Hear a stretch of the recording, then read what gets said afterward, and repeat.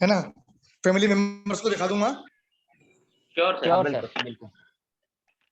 अ, उज्जवल जी, हाँ बस ठीक, हाँ वी कैन स्टार्ट नाउ। ठीक है। अभी तक जो हमने सिलेक्टेड आसन किए वो बहुत सिलेक्टिव है, अभी मैं पूरा नहीं बता सकता क्योंकि जब पूरा करने जाएंगे तो कम से 1.5 घंटा सिर्फ आसन के लिए चाहिए, नहीं तो भी कम से कम मिनिमम 1 घंटा चाहिए, तो मेरे को बाकी के सेशन कवर करते नहीं आएंगे, इसलिए मैं सिलेक्टिव दे रहा हूँ। तो अभी इस आसन वाला क्वेश्चन को मैं यहाँ पे एंड कर रहा हूँ कि आपको रिलैक्सेशन वाले में 2 आसन करने हैं। वन इज मकर आसन।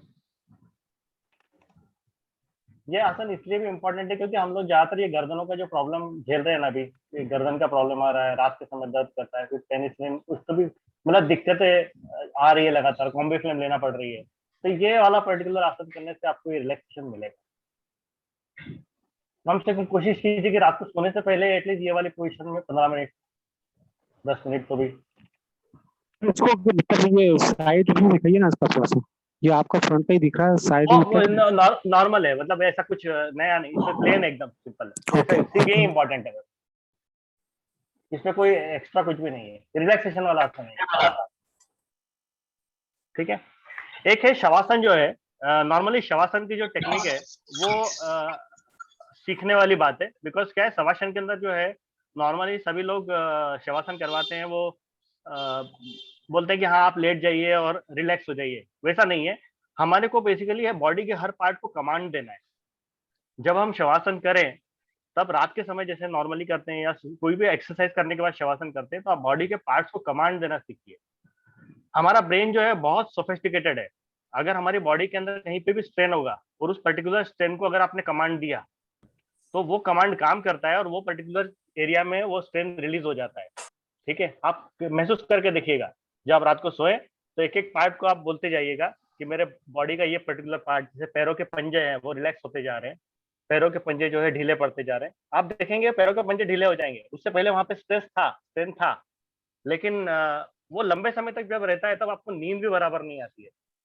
तो आप बॉडी को कमांड देना सीखिए, और जब शवासन करें तो शवासन में नॉर्मली सारे हाथ पैर ढीले करके आपको उल्टा लेटना है एक्चुअली उस समय, इस तरह से, और दोनों हाथ जो है ऐसे हथेलियां जो है वो आसमान की तरफ होना चाहिए और पैर थोड़े से खुले हुए होना चाहिए, इस तरह से।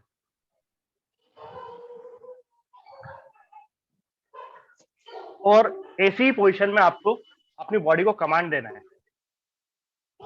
अगर आगे जा मतलब जिसको भी ये समझना है इस चीज को, तो एक बार प्रैक्टिकली जिसको भी इंटरेस्टेड हो वो मुझसे कांटेक्ट कर सकता है। मैं आपको बढ़िया टेक्निक बता के वो पर्टिकुलर चीज जो आपको 1-2 घंटे के रेस्ट या 3 घंटे के रेस्ट से नहीं आती होगी, आपको 15 मिनट में वो रेस्ट मिल जाएगा।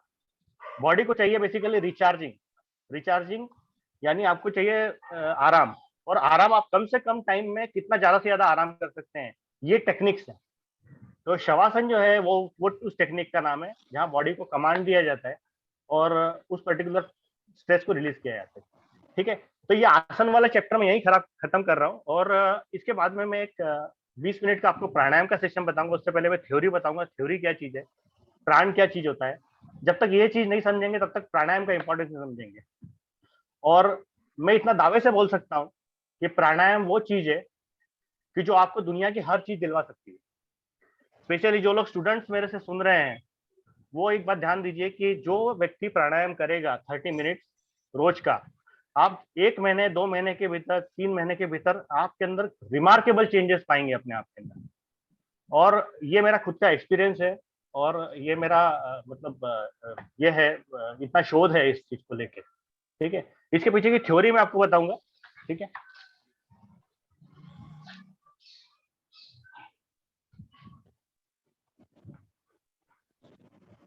आप में से कितने लोग प्राणायाम करते हैं?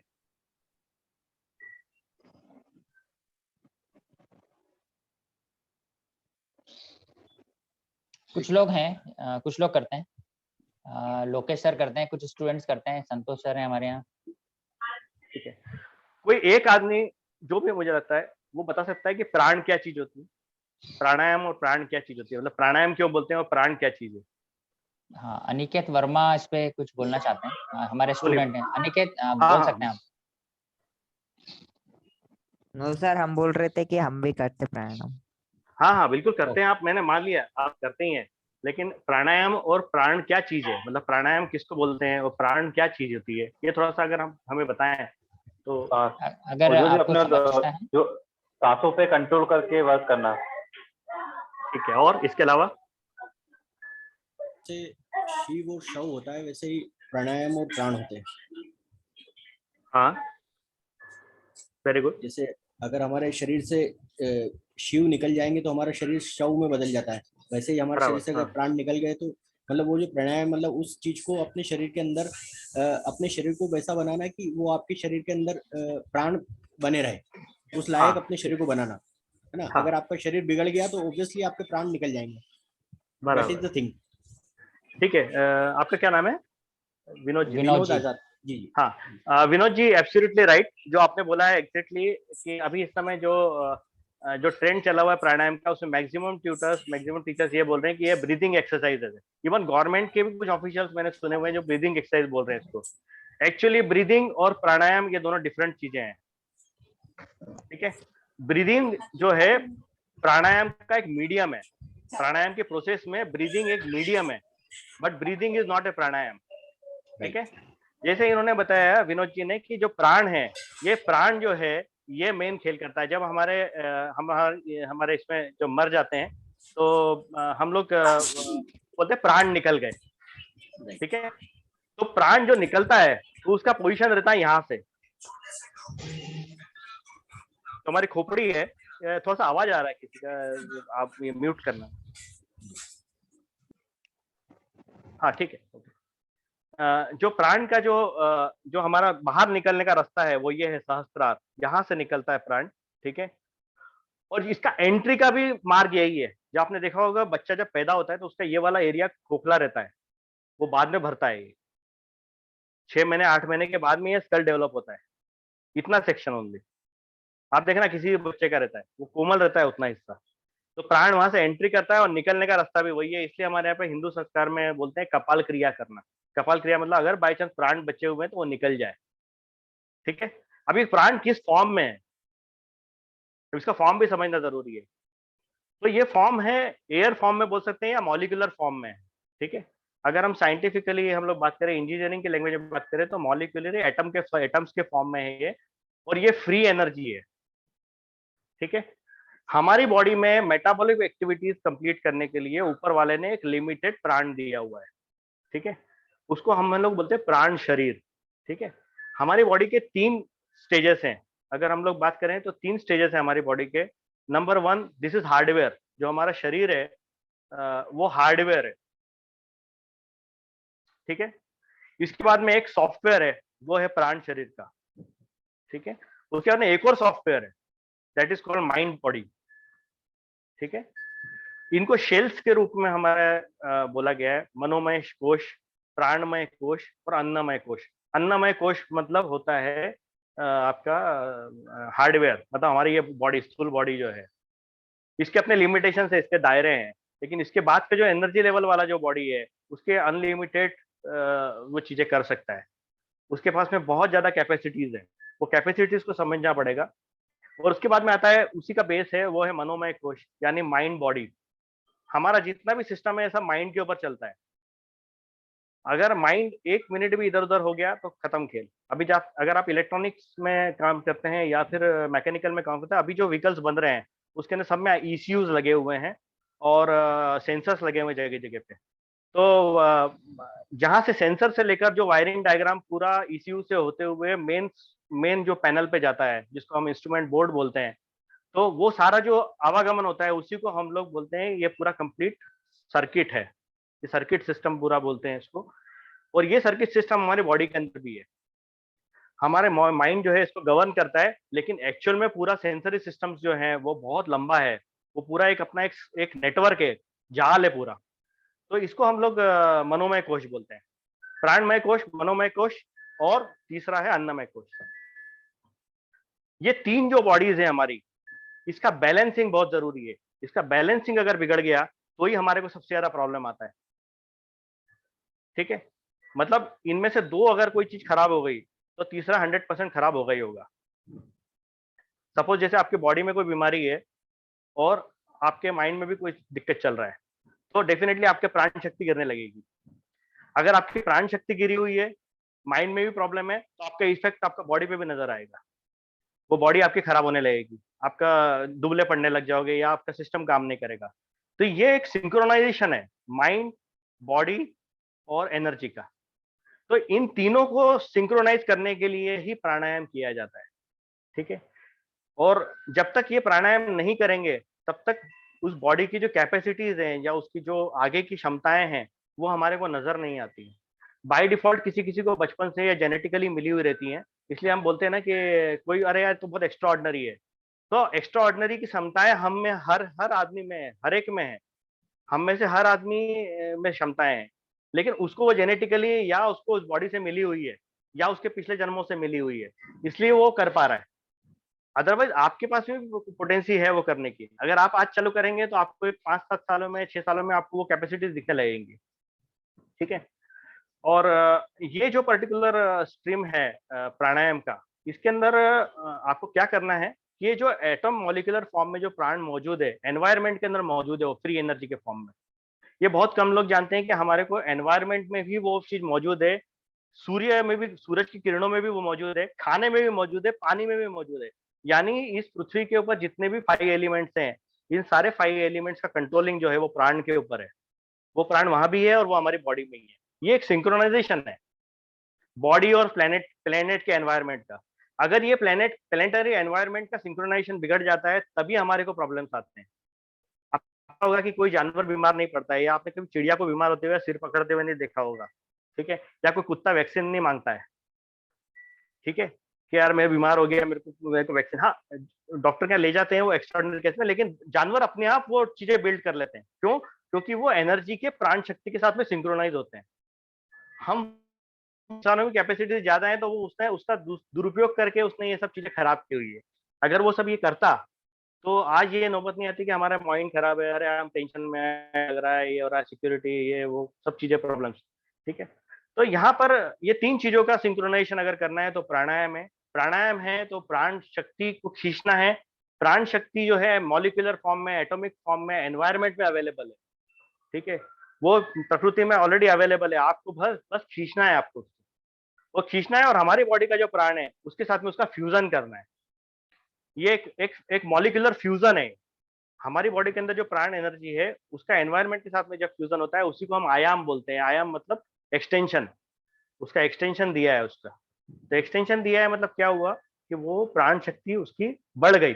और जब प्राण शक्ति जब बढ़ जाती है तब आपके पास में extra ordinary powers, extra ordinary चीजें होने लग जाती है। अब वो एक्स्ट्रा ऑर्डिनरी क्या चीजें हैं वो मेडिटेशन का सब्जेक्ट है। आपने बहुत सारे लोगों को सुना होगा बोलते हुए कि यार मेडिटेशन हमको मन ही नहीं लगता है, हमारा मेडिटेशन 5 मिनट भी हम बैठ नहीं पाते हैं, हमारे विचार जो है हमारे को सताते रहते हैं, हमारे को कंट्रोल नहीं। आप में से कितने लोग हैं जो मेडिटेशन करते हैं, ऑलरेडी करते आ रहे हैं, ठीक है। देव सर आप अपना और भी हैं, लोकेश जी भी हैं, सत्येंद्र जी हैं। आप लोकेश जी आप थोड़ा सा अपना एक एक्सपीरियंस बताइए, मेडिटेशन में आपको क्या अनुभव होता है?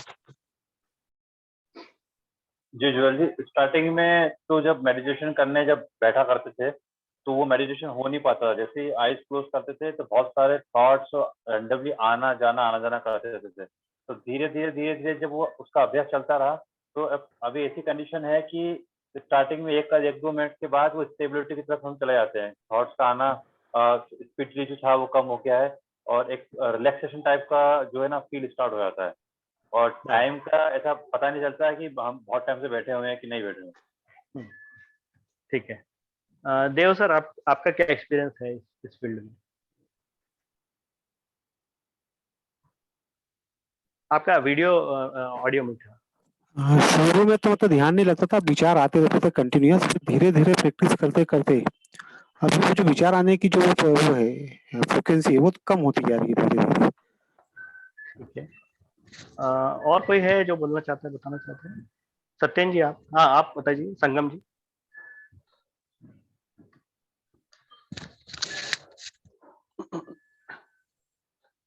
हाँ हेलो। हाँ बताइए, बोलिए। हाँ हाँ सर अरविंद मैं सर बोलना प्लीज। चाहता हूँ। Yes sir. सर मैं तो बचपन से ध्यान करता हूँ क्योंकि हमारे स्कूल में ही ध्यान कराया जाता था। महर्षि विद्या मंदिर था तो वहां Very पर good. हम लोगों को मतलब आधे घंटे में जबरदस्ती बैठा के पूरा सुबह आधे घंटे तक हमें ध्यान कराया जाता था। तो उसमें हमें नाड़ी विज्ञान कराया जाता था, फिर हमें प्राणायाम कराया जाता था, एंड देन हाँ। हमें भावातीत ध्यान होता है महर्षि महेश योगी जी का, तो बिल्कुल वो सही। कराया हाँ जाता था पूरा।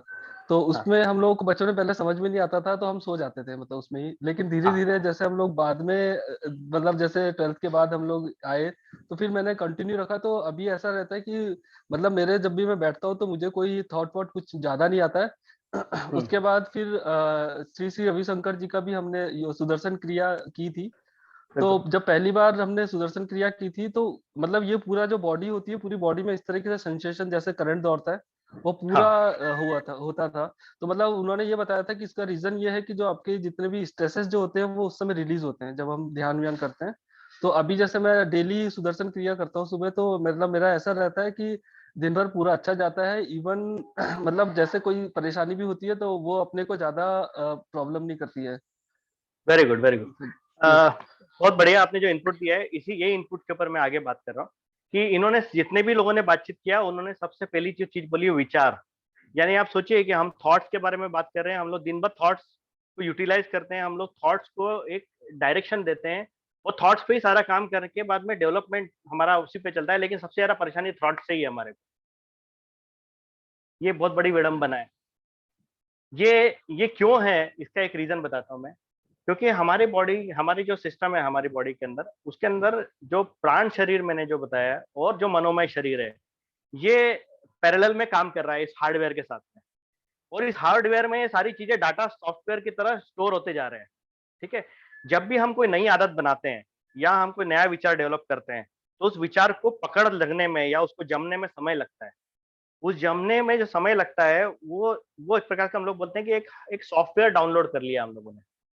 ठीक है, अपलोड कर दिया हमारे सिस्टम में, हमारे हार्डवेयर में एक सॉफ्टवेयर अपलोड कर दिया कि साहब मेरे को तो पर्टिकुलर ये चीज चाहिए।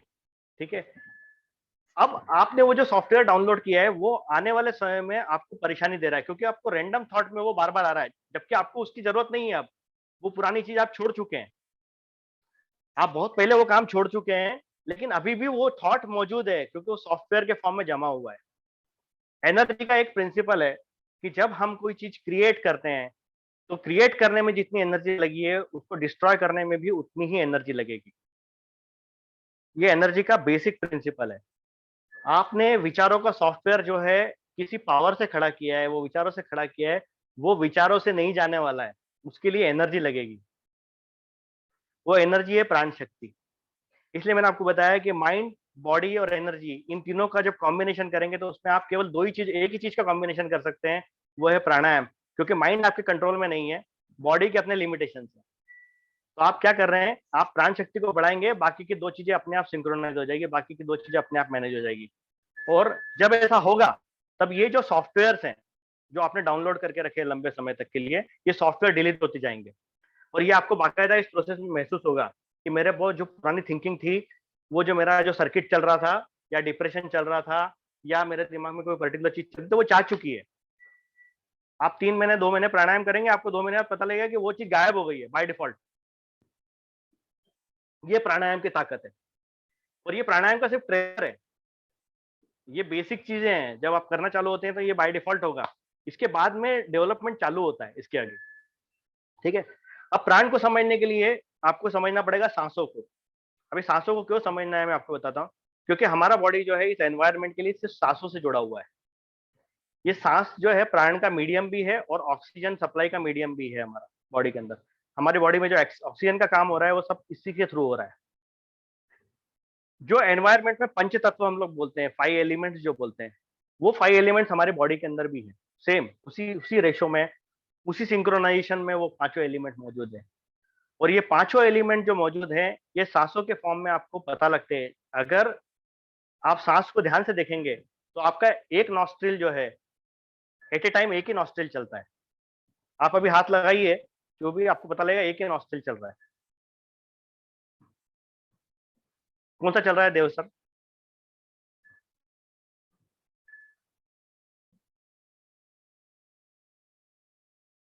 मुकेश जी, आपका कौन सा नॉस्ट्रिल चल रहा है? राइट वाला। आपका कौन सा चल रहा है देव सर?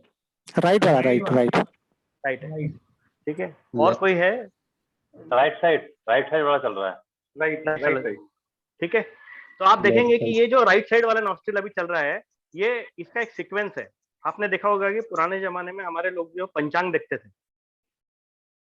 ठीक है, और हमारे जो पंचांग है वो 15 डेज के काउंट्स पे चलते हैं।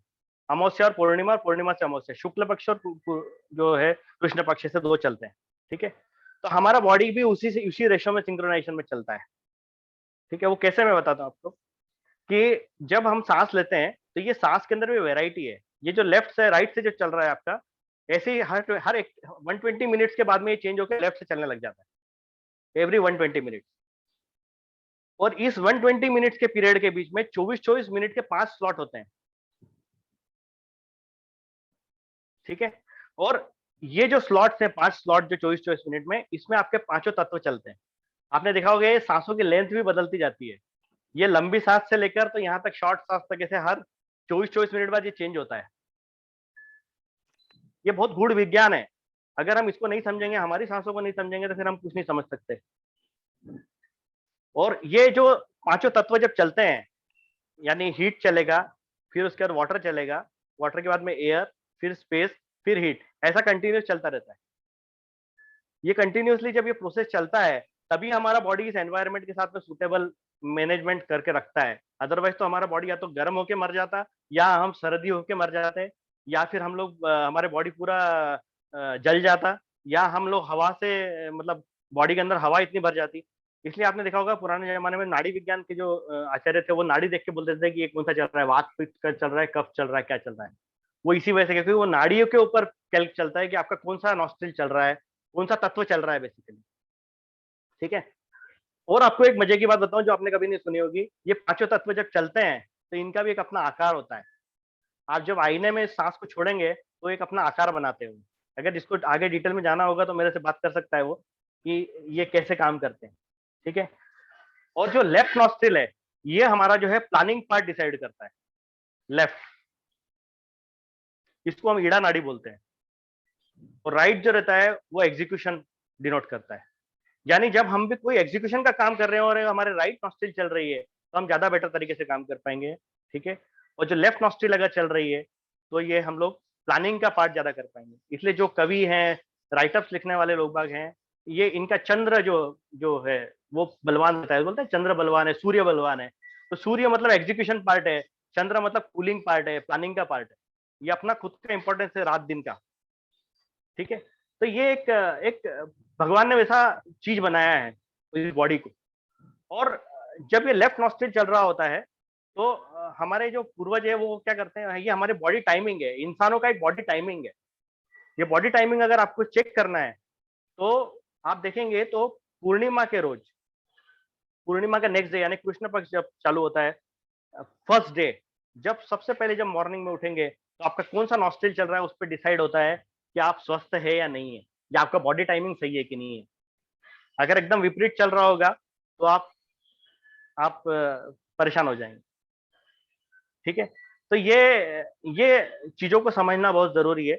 हमारा सिंक्रोनाइजेशन कैसे हम सांसों का करते हैं, और जब हम सांस लेते हैं तो हम बॉडी के अंदर क्या करते हैं, बेसिकली कूलिंग करते हैं। सबसे पहले जो हमने नाड़ी शोधन प्राणायाम, जो सबसे पहला बेसिक प्राणायाम रहता है, ये नाड़ी शोधन प्राणायाम बोलते हैं। जितने भी योगी हैं उसका स्टार्टिंग ही यहीं से होता है, नाड़ी शोधन।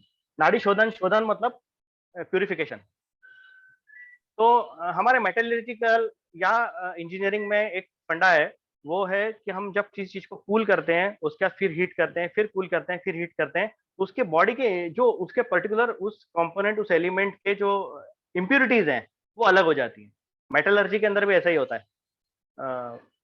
कोई से भी सोने को भी गलाएंगे तो सबसे पहले इम्प्यूरिटीज अलग होगी, फिर ठंडा हो जाता है, फिर वो अलग हो जाता है। तो ये बॉडी की जो इम्प्यूरिटीज हैं, अगर हमारे को निकालनी है, कंप्लीटली डिटॉक्सिफाई करना है, तो नाड़ी शोधन प्राणायाम इज द बेस्ट, ठीक है। नाड़ी शोधन प्राणायाम कैसे करना है वो मैं आपको बता देता हूँ।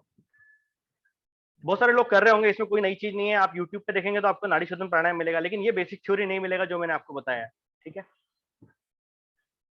ये जो है राइट वाला, राइट चल रहा है, ये राइट को बंद करना है। हमेशा जब भी नाड़ी शोधन प्राणायाम करें तो राइट को बंद करके पहला जो सांस खींचा जाएगा वो लेफ्ट से खींचा जाएगा। ये बेसिक थंब रूल है, ठीक है।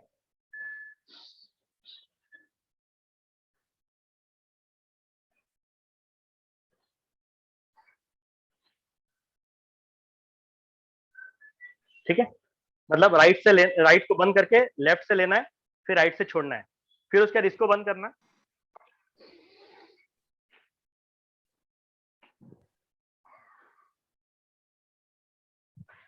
इससे छोड़ना है।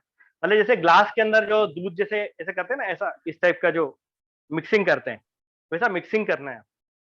ठीक है, जब आप ये करेंगे तो आपकी इम्प्योरिटीज आपकी बॉडी में से अलग होने लगेगी। और आपको कैसे पता लगेगा कि आपकी इम्प्योरिटीज जा चुकी हैं या जा रही हैं? आपके पसीने में जो गंध आती है या जो एक्सक्रीशन जितने भी हैं हमारे, चाहे पेशाब के फॉर्म में हो चाहे एक्सक्रीशन के फॉर्म में हो, ये प्यूरिफाई होने लगेगा। इसके ये जो है ना, ये बॉडी जब प्यूरिफाई होता है तो पसीने की गंध आना बंद हो जाएगी, कम होना चालू हो जाएगी, और मलमूत्र में से गंध आना कम हो जाएगी। इसका मतलब है कि आपका प्यूरिफिकेशन चालू हो चुका है। और जब प्यूरिफिकेशन चालू हो गया है तो बाय डिफॉल्ट आपको ध्यान लगने लगेगा। आप जब ध्यान में बैठेंगे तो आपको लगने लगेगा कि मेरे थॉट्स सब जा रहे हैं, मेरे थॉट्स सब नहीं आ रहे हैं, मेरे को जो पहले जो डीप रूटेड थॉट्स थे वो आते थे वो नहीं आ रहे। ठीक है, तो प्राणायाम का इतना बड़ा इंपॉर्टेंस है। ये नाड़ी शोधन प्राणायाम जो है ये इंपॉर्टेंट, सबसे इंपॉर्टेंट प्राणायाम है। मेरा रिकमेंडेशन है कि 20 से 25 मिनट्स आपको नाड़ी शोधन प्राणायाम करना चाहिए। इसमें जो इनिशियल फेज रहता है नाड़ी शोधन का जो है, उसमें लेफ्ट से लेना है, राइट से छोड़ना है, राइट से लेना है, लेफ्ट से छोड़ना है, फिर लेफ्ट से लेना है, राइट से छोड़ना है। इसमें रोकने का काम नहीं है। ठीक है, जो पूरक रहता है, हम लोग इसको बोलते हैं पूरक, मतलब लेने वाली जो क्रिया है उसको पूरक बोलते हैं, छोड़ने वाली जो क्रिया है उसको रेचन बोलते हैं। ठीक है, और जो बीच में रोकने वाला पोर्शन है उसको हम कुंभक बोलते हैं। हाँ बोलिए।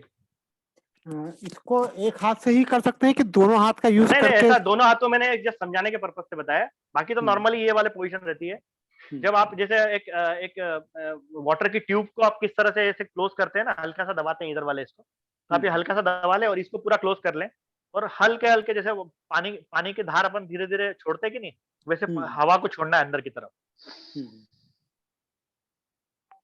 ये दबाने का पर्पज ये है आपका कि ये जो एयर है वो बहुत फास्ट नहीं फ्लो हो, धीरे धीरे फ्लो। ठीक है, और फिर उसी रेशो में आपको वापस छोड़ना है।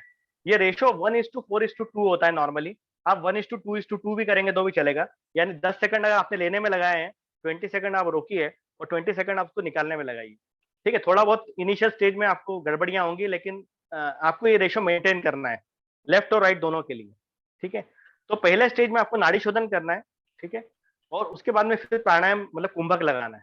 ठीक है, तो कुंभक लगाने की जो प्रोसेस है जिसमें हम सांस रोकते हैं, ठीक है, वो जब सांस रोकते हैं इसलिए क्योंकि जो बॉडी का फ्यूजन का जो है ना, आपको प्राण शक्ति का टाइम बताया कि जब बाहर से हम लेते हैं प्राण को अंदर, तो उसको फ्यूजन करने के लिए टाइम चाहिए अंदर। जो फ्यूजन हमारे बॉडी के अंदर जो प्राण शरीर है उसके साथ फ्यूजन होने में उस प्राण के मॉलिक्यूल्स को टाइम चाहिए। वो टाइम के लिए हम ये हम लोग करते हैं कुंभक रोकने का काम। ठीक है, तो जब आप ये महीना 1.5 महीने करेंगे तो आपको बहुत सारी चीजें आपको क्लियर हो जाएंगी। और जिनकी बॉडी में बहुत ज्यादा हीट डेवलप होता है, बहुत ज्यादा हीटी बॉडी है उनकी, ठीक है, उनको ये वाले आसन, ये वाले प्राणायाम के साथ में एक प्राणायाम और करना है, उसको शीतली प्राणायाम बोलते हैं। ठीक है, वो ऐसा है कि दांतों को आप भींच लो ऐसा, और सांस खींचना है,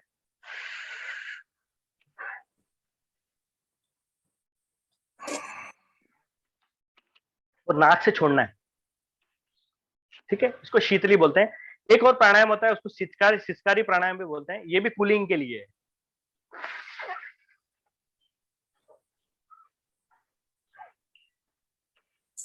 आज जब इसको लिख लेंगे तो कहीं पे आप YouTube पे भी इसका प्रोसेस देख, वो बहुत रॉकेट साइंस नहीं है। ठीक है, एक क्वेश्चन था। और हाँ बोलिए ना। प्रतीक जी हमारे यहाँ, उनका क्वेश्चन है नाड़ी शोधन और अनुलोम विलोम प्राणायाम में क्या डिफरेंस है? अब दोनों लगभग एक ही है। नाड़ी शोधन के अंदर जो है रोकने का काम होता है, अनुलोम विलोम में केवल अंदर बाहर छोड़ने का है काम। ठीक है, मैं अनुलोम विलोम इसलिए नहीं किया क्योंकि मैं आप कंफ्यूज हो जाते हैं, इसलिए मैंने नाड़ी शोधन के फॉर्म में ही इसको रखा हुआ है, इसको कुंभक हटा दिया। प्रोसेस सेम है, एक में कुंभक लगा हुआ है, एक में कुंभक नहीं है। कुंभक मतलब रोकने वाला प्रोसेस। तो अनुलोम विलोम जो है इसके अंदर रोकने का पोर्शन नहीं है जो नाड़ी शोधन में है। एंड वन मोर थिंग, ये मीटिंग जो है अगेन आफ्टर 7 मिनट्स एंड हो जाएगी। अगर आप तो अगर आप वैसे तो ये क्लोज ही होने वाला है, क्योंकि मैं मतलब बेसिकली बहुत ज्यादा चीजें भी इंसर्ट करना ठीक नहीं है। ये जो बेसिक चीजें आपको जो समझ में आई 7 मिनट्स में हम ये समझते हैं कि ये सफिशिएंट था क्या आज के प्रोग्राम के लिए? आपको ऐसा लगा कि ये फ्रूटफुल था, कुछ चीजें इंफॉर्मेशन जो आपके पास में नहीं थी? डेफिनेटली बहुत इम्पोर्टेंट था। और प्रैक्टिकल सामने होने से थोड़ा क्लियरिटी भी आया और टेक्निकल लैंग्वेज में एक्सप्लेनेशन मिला तो थोड़ा सा इम्पैक्ट ज़्यादा रहा, क्योंकि हम लोग मेटलर्जी वगैरह जानते हैं तो अच्छा लगा। प्राण को समझना एकदम आसान नहीं है, बट ये समझ में आया कि वो हर चीज में इन्वॉल्व है, ये बड़ा अच्छा लगा। हाँ, चीजों को डीप में समझने में काफी अच्छा मदद मिली आज कि हम उनको डीप में जाके समझ पाए। चीजों को डीप में समझना बहुत इंपॉर्टेंट होता है। हाँ, इंजीनियरिंग की टर्म्स में हम लोग अभी तक इसको नहीं पढ़ पाए थे। बुक्स में भी देखें तो वो एक अलग लैंग्वेज में एक्सप्लेन किया होता है जो इजीली क्रैक नहीं हो पाता है। अच्छा लगा, बहुत अच्छा लगा। Very good. मुझे अच्छा उज्जवल जी, मुझे ये होता है कि इनका करने का ये टाइम कुछ पर्टिकुलर टाइम रहता है क्या, कि इस पर्टिकुलर टाइम में करे तो ज्यादा फायदा देगा, या कभी भी कर सकते हैं ये प्राणायाम को? देखिए, नॉर्मली जो सबसे ज्यादा जो सबसे हाईली रिकमेंडेड जो चीज होती है वो है सुबह 3 बजे का 4 बजे का टाइम रहता है। उस समय प्राण शक्ति सबसे ज्यादा रहती है एनवायरनमेंट में, क्योंकि वो फेज आउट मतलब जो ट्रांजिशन फेज रहता है, ठीक है, रात और सुबह का। तो ऐसे समय में जो है सबसे ज्यादा एनर्जी सिस्टम अपने आप जनरेट करता है। उस समय फूल जो खिलने का टाइम रहता है वो भी वही रहता है। अच्छा। ठीक है, जो ब्लॉसमिंग टाइम रहता है वही रहता है। तो इस समय सबसे ज्यादा एनर्जी मौजूद रहती है। वो एनवायरनमेंट का अपना खुद का एक इफेक्ट है। लेकिन अगर आप 4 बजे नहीं कर पाए तो 7 बजे कर लो, 7 नहीं कर पाए 8 बजे कर लो। लेकिन अगर आप जब पेड़ के पास में या किसी गार्डन में आप करेंगे तो आपको बेटर बहुत आपको इफेक्ट मिलेगा और मजा आएगा आपको। और आपको ध्यान अपने आप लगने लगेगा, आपको कुछ करने का जरूरत ही नहीं है। इसको इवनिंग में भी कर सकते हैं क्या, शाम के समय? जैसे शाम का समय ट्रांजिशन पीरियड होता है दिन से रात वाला। बिल्कुल आप कर सकते हैं। खाली पेट अगर शाम को भी कर रहे हैं तो बहुत अच्छी बात है। बस एक चीज का ध्यान रखिए कि जब भी आप लंबे समय तक कोई प्राणायाम करें 40 मिनट 30 मिनट, तो एक 15-20 मिनट के बाद कोई खा लेना ज्यादा बेटर है, क्योंकि एसिडिटी बहुत तेजी से होने लग जाती है, क्योंकि बॉडी में एसिड फॉर्म्स होते हैं बहुत सारे, ठीक है, डाइजेशन के। तो जब आपको भूख लगे तो उस समय खा लेना चाहिए, क्योंकि इस समय एसिड फॉर्मेशन बहुत तेज हो जाता है। ठीक है, तो ये मेडिटेशन का प्लेटफॉर्म यही है। मेडिटेशन अपने आप में एक स्टेज है, मेडिटेशन का कोई फॉर्मूला नहीं है। कोई वे बोले कि मैं मेडिटेशन सिखाता हूँ तो वो आपके साथ में कुछ या तो कुछ झोलझाल है। ठीक है, बिना प्राण शक्ति के एक्सटर्नल शक्तियां भी होती हैं, जो गुरु शक्ति जिसको बोल सकते हैं, वो भी एक प्राण का ही फॉर्म है। तो वो अपन किसी दिन डिस्कस करेंगे जब कोई नेक्स्ट सेशन अपन करेंगे रंजन। इससे भी एडवांस सेशंस भी हैं। ठीक है, और इसके ऊपर लगातार मेरा काम चल रहा है। 20-22 साल से मैं मेहनत कर रहा हूँ और मेरी कोशिश ये रहती है कि बेसिक से आदमी को बताऊं मैं क्या है करके। एक ओम का उच्चारण करके इस सेशन का एंड करते, क्योंकि शायद मेरे ख्याल से 1 या 2 मिनट ही बचा होगा। कितना टाइम बचा? एक क्वेश्चन है अजय जी का। अजय जी, हाँ, आप बोलिए। कर सकते हैं। हाँ जी सर, ये सबसे जानकारी तो पहले से भी थी सारी प्राणायाम वगैरह की, लेकिन आपने जो सूक्ष्म बातें बताई है सभी चीजों के पीछे, वो बहुत ही लाजवाब थी। वो सबसे मतलब फ्रूटफुल है, वो जो उसके पीछे की जो जानकारी है। धन्यवाद बहुत बहुत। Thank you. हाँ सर, हाँ संदीप जी, आप अनम्यूट कर सकते हैं। सर मैं ये पूछना चाहता था कि मतलब आजकल जो हम लैपटॉप और जो कंप्यूटर यूज कर रहे हैं उससे हमारी आंखों पे बहुत ज्यादा इफेक्ट पड़ता है, तो उसके लिए भी कुछ? हाँ बिल्कुल।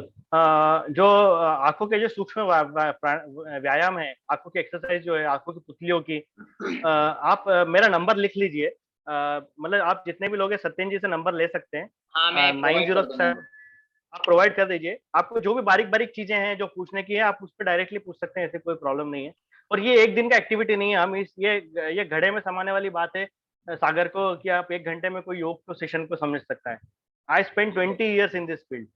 20-22 साल लगाए मैंने इस फील्ड में। बिल्कुल उज्जवल जी, आपका मतलब टाइम मिला, ये बड़ा हम लोग सौभाग्यशाली हैं। और अभी मैं डिपार्टमेंट की तरफ से प्रोफेसर संतोष राठौर सर से रिक्वेस्ट करूंगा कि वो कार्यक्रम को आगे बढ़ाते हैं, वोट ऑफ थैंक्स करते हैं। बहुत बहुत धन्यवाद सत्येन सर। और ये मेरे लिए भी गौरव का विषय है कि उज्जवल सर का मैं धन्यवाद दे रहा हूँ। उज्जवल सर, बहुत बहुत धन्यवाद जिस बेबाकी से और जितने प्रैक्टिकल अंदाज से आपने आज प्राणायाम और योग को बताया और हम लोगों ने उसको कोशिश भी करी। बहुत बहुत धन्यवाद सर। और बेसिकली मैं भी खंडवा से ही हूँ, खंडवा पॉलिटेक्निक से आपने वहाँ से क्या बात, बहुत अच्छी। जी धन्यवाद सर आपका। और आप Thank you, चूंकि sir. जैसे बताया कि आप बहुमुखी प्रतिभा के धनी हैं, तो व्यंग्य भी लिखते हैं, हास्य व्यंग्य भी लिखते हैं, और आपने शुरुआत ही उससे करी, तो हाँ। वाकई में सर हमारे लिए तो आप एक प्रेरणा स्रोत हैं। और मैं भी थोड़ी बहुत रचनाएं लिखता हूँ, तो आपसे जरूर संपर्क करूंगा। अरे सत्येंद्र सर बिल्कुल, के- नो डाउट, बिल्कुल बिल्कुल। बहुत धन्यवाद सर।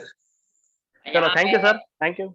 उज्जवल जी की एक हाँ। प्रतिभा बताना भूल गया था, ये बहुत अच्छे सिंगर भी हैं। अरे किशोर कुमार के फैन है, और बचपन से मैंने इनके गाने बहुत सुने हैं, बड़ा आनंद लिया है। चलो, थैंक यू। आप लोगों से सबसे मिलके बहुत अच्छा लगा। इनफैक्ट मतलब मेरे लिए एक गौरव की बात है कि मैं खुद डिप्लोमा होल्डर हूँ ओनली, लेकिन आज मैं किसी यूनिवर्सिटी के अंदर आप जैसे इतने बड़े डॉक्टर्स, प्रोफेसर्स, इन लोगों के बीच में बैठा हूँ। तो ये मैं ऊपर वाले का धन्यवाद ही करता हूँ इस चीज़ के लिए, कि उसने मुझे ये मौका दिया, और आगे भी ऐसा हम मिलते रहेंगे।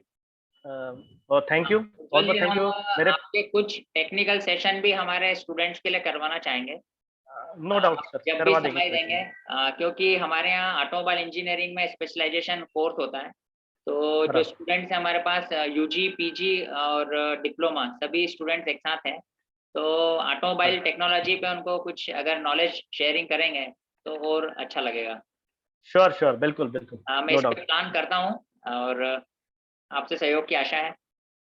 बिल्कुल सर, बिल्कुल। बिल्कुल, ओके, आपने समय दिया, बहुत बहुत थैंक यू। हमारे पापा भी है, आपको पहचानते हैं, थैंक्स दे रहे हैं। Thank you, thank you, thank you. Okay, Kakirde साहब, देव साहब और बाकी सभी लोग, thank you, thank you. Thank you, thank you, thank you, thank you, okay, thank you, thank you sir. Thank you very much. मैं मीटिंग एंड कर रहा हूँ, थैंक्स ए लॉट।